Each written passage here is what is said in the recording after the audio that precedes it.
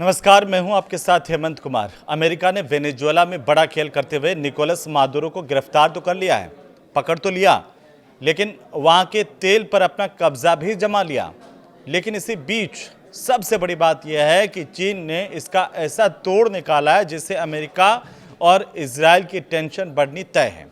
आज वीडियो में इसी पर हम बात करेंगे, क्योंकि अमेरिकी राष्ट्रपति डोनाल्ड ट्रंप और इजरायली प्रधानमंत्री बेंजामिन नेतन्याहू जिस ईरान को आर्थिक रूप से तोड़ने की कोशिश कर रहे हैं, अब उसी ईरान का खजाना चीन भरने जा रहा है। चीन की इंडिपेंडेंट रिफाइनरीज ने अब वेनेजुएला के तेल की भरपाई करने के लिए ईरान की तरफ रुख करने की पूरी तैयारी कर ली है।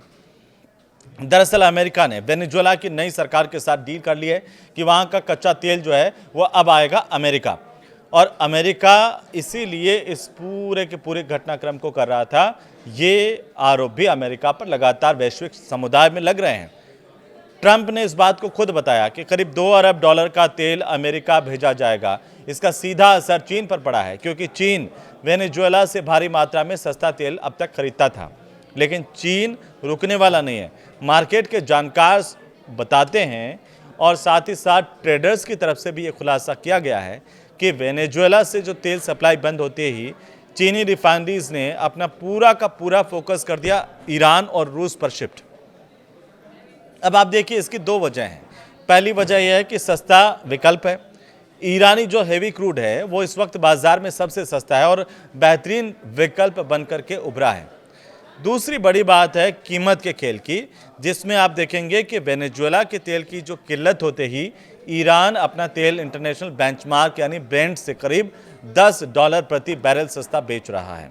चीन के लिए ये काफ़ी फायदे का सौदा है। अब आते हैं स्पार्टा कमोडिटीज़ की एनालिस्ट जो है जून गो का।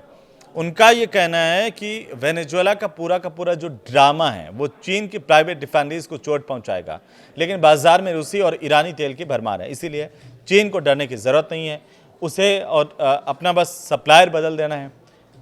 अब यही बात जो है ट्रंप और नेतन्याहू को परेशान कर सकती है कि अमेरिका ने वेनेजुएला से चीन का पत्ता तो काटा, लेकिन अनजाने में उसने चीन को ईरान की झोली में डाल दिया, और अब चीन जो पैसा वेनेजुएला को देता था वो पैसा ईरान के पास चला जाएगा। ईरान पर प्रतिबंध लगा करके उसे कमज़ोर करने की अमेरिकी कोशिशों को इससे बड़ा झटका लग सकता है।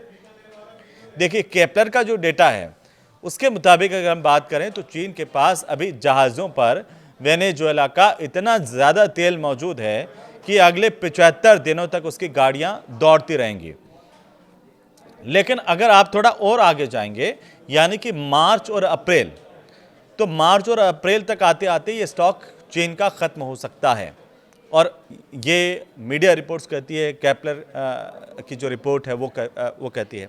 और मीडिया रिपोर्ट्स की अगर हम माने तो ठीक इसी समय चीनी रिफाइनरीज पूरी तरह से ईरानी और रूसी तेल पर शिफ्ट हो जाएंगे। कनाडा और इराक भी इसके कतार में है, लेकिन ईरान जो है वो सबसे आगे। हालांकि चीन के पास कनाडा, ब्राज़ील और इराक से तेल लेने का विकल्प भी है। अब देखिए कि कनाडाई तेल पर भी छूट मिल रही है, क्योंकि अमेरिका में मांग कम होने की उम्मीद है। लेकिन चीन के टीपॉट रिफाइनरीज के लिए ईरानी तेल की केमिस्ट्री और इकोनॉमिक्स सबसे ज़्यादा फिट बैठती है। कुल मिलाकर के अगर हम इसे देखें तो वॉशिंगटन ने ये सोचा था कि वेनेजुएला पर कब्जा करके वो अपनी सप्लाई चेन अपने हाथ में ले लेगा, लेकिन ड्रैगन जो है, चीन जो है, उसने अपनी नई प्लानिंग से ईरान की चांदी कर दी है।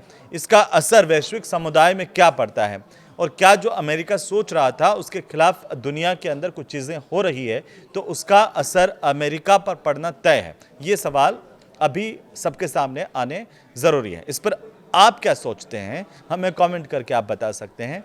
और साथ ही अगर आपको ये वीडियो अच्छा लगा तो इसे शेयर कर सकते हैं, लाइक कर सकते हैं। नमस्कार।